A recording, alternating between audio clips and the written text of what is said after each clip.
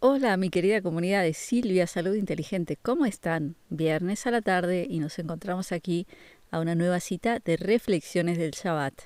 Y hoy tenemos una cita especial porque tenemos dos cosas. Una es una porción de la Torá de la semana, del Shabbat, y también tenemos el comienzo del año hebreo. Es Erev Rosh Hashanah, así se dice, es el atardecer del año nuevo, porque sabemos que los días en hebreo se cuentan desde el atardecer del día anterior.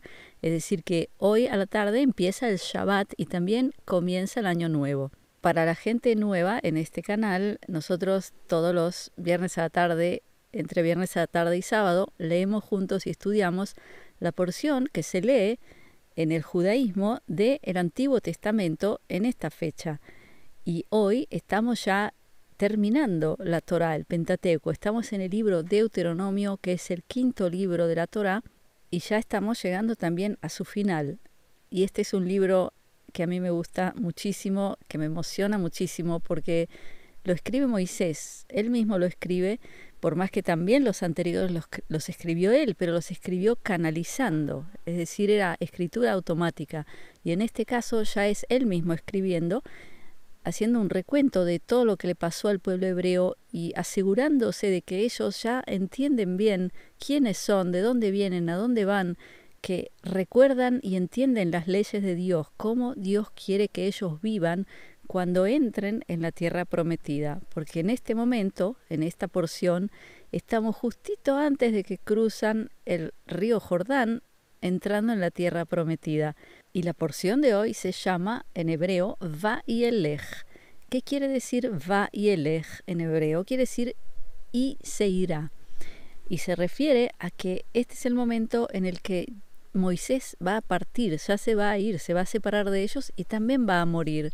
Porque todos sabemos que Moisés no entró en la tierra prometida. Y de nuevo quiero recordarles que en muchos casos la gente piensa que Moisés no entró en la tierra prometida por una especie de castigo de Dios hacia él, pero yo personalmente creo que no es correcto, porque Moisés ya había llegado a un nivel tan elevado que había hablado cara a cara con Dios, también había podido discutir con él y pedirle hasta que cambie decisiones y lo logró. Es decir, un hombre que llegó a ese nivel, ya ningún logro físico, como entrar físicamente en un lugar que era la tierra de Israel, eso no podía compararse con lo que ya había conseguido. Entonces, más que nada, en este momento era momento de ceder su lugar a otros líderes jóvenes que iban a tener el trabajo de comenzar a construir físicamente la tierra de Israel, es decir, comenzar a dirigir al pueblo a cómo sembrar, cultivar, cómo criar ganado, cómo asentarse en su propia tierra.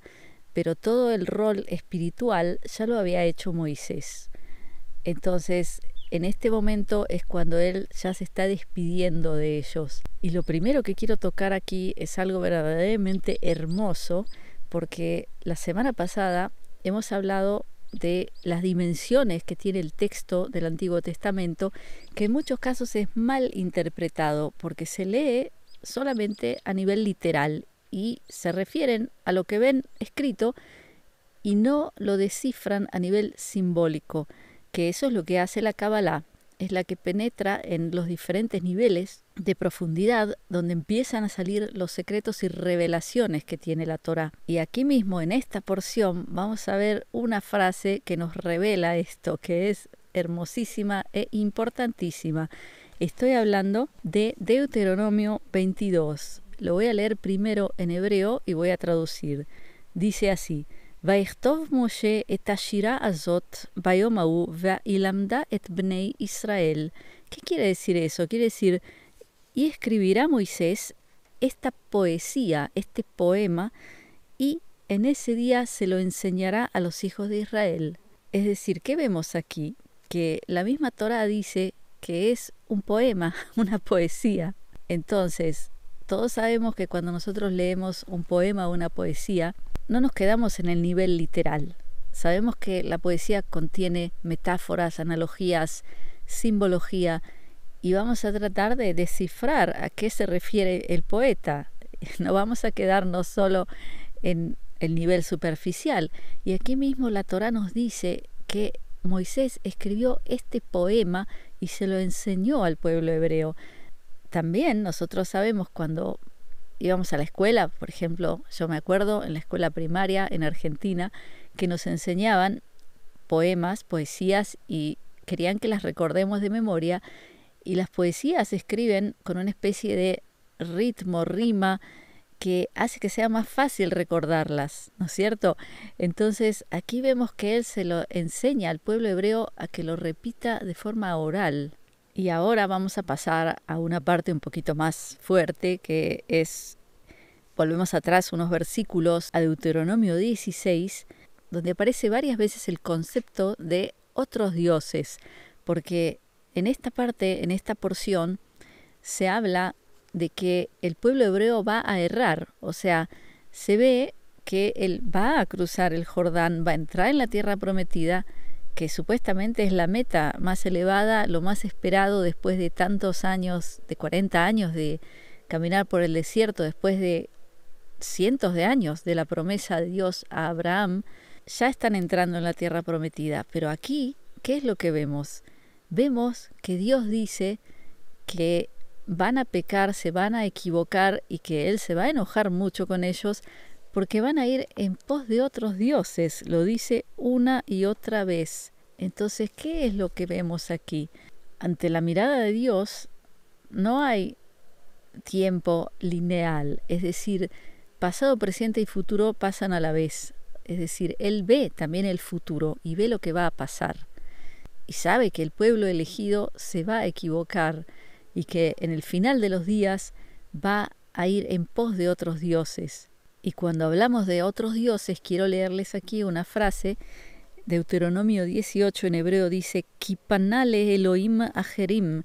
Eso quiere decir porque se fue hacia otras fuerzas, porque la palabra Elohim, que es una de las formas de designar a Dios, pero la palabra Elohim quiere decir fuerzas. Es decir, es la palabra que representa las fuerzas de la naturaleza, que también son Dios.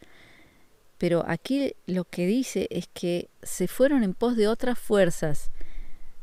Entonces tenemos que otra vez recordar qué es irse en pos de otras fuerzas. Por ejemplo, canalizar todo tipo de entes, leer las cartas, leer el tarot, etcétera, usar, no sé, un péndulo. Eso es usar otras fuerzas. Eso es el paganismo, porque si creyéramos de verdad en Dios y confiáramos en Él, no necesitaríamos pedirle a ninguna otra fuerza, ni que nos diga el futuro, ni que nos revele lo que piensa el marido, el novio o el jefe, o qué va a pasar, si me va a salir esto bien o mal.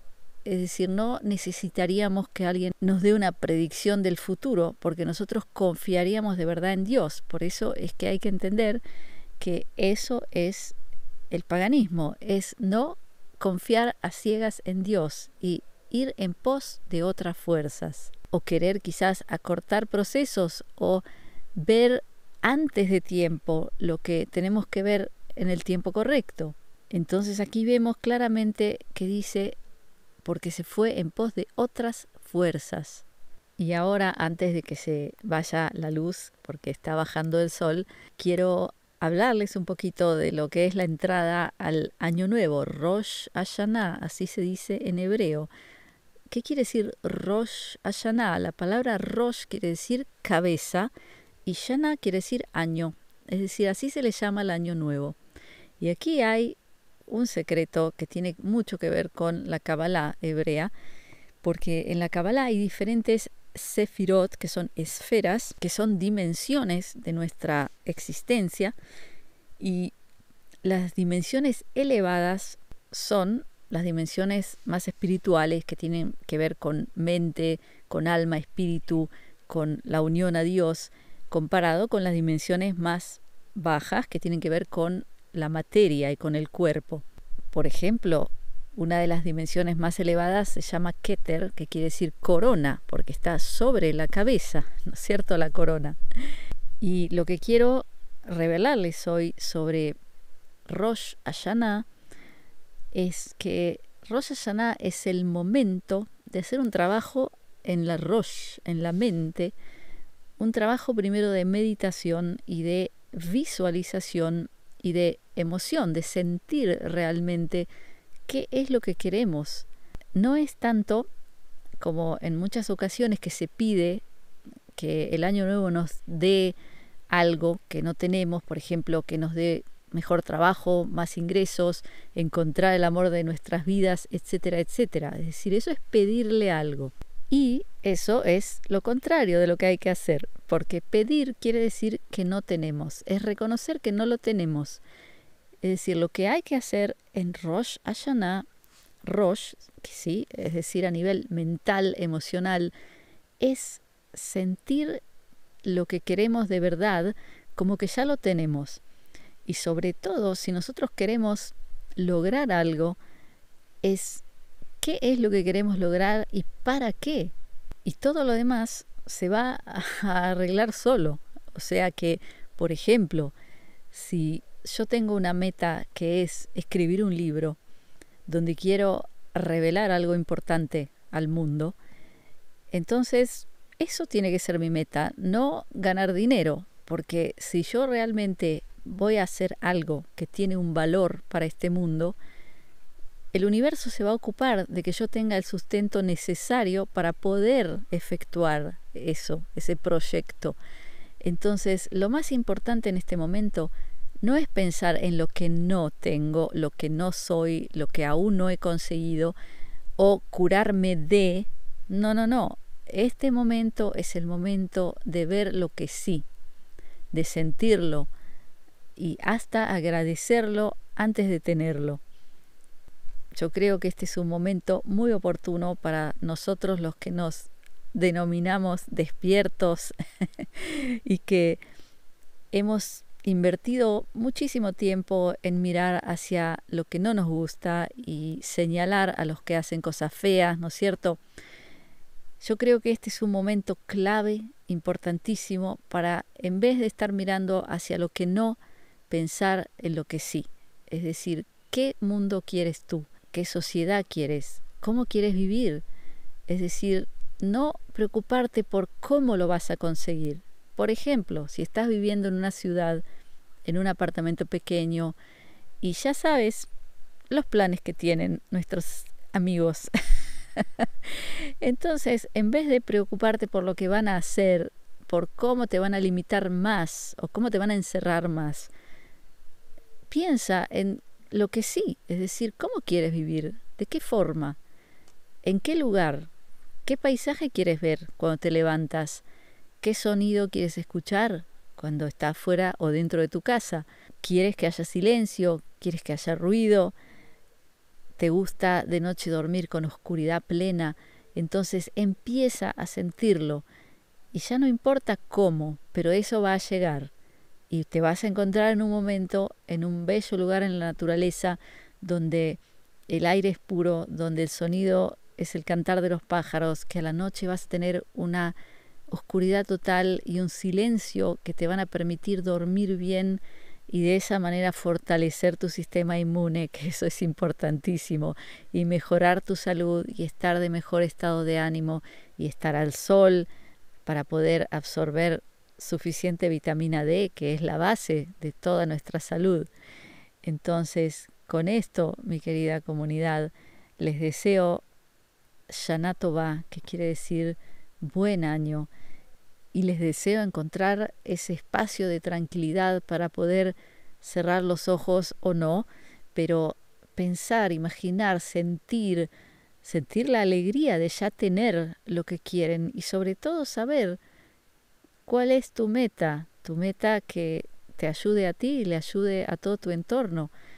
Y puedes estar seguro o segura que Dios se va a ocupar de que puedas lograrlo. Entonces los dejo con mi braja, mi bendición, de briut, que es salud, de shalom, que es paz, de ahavá, que es amor, y shefa shel dvarim tovim, que es multiplicidad de cosas buenas. Gracias por estar conmigo.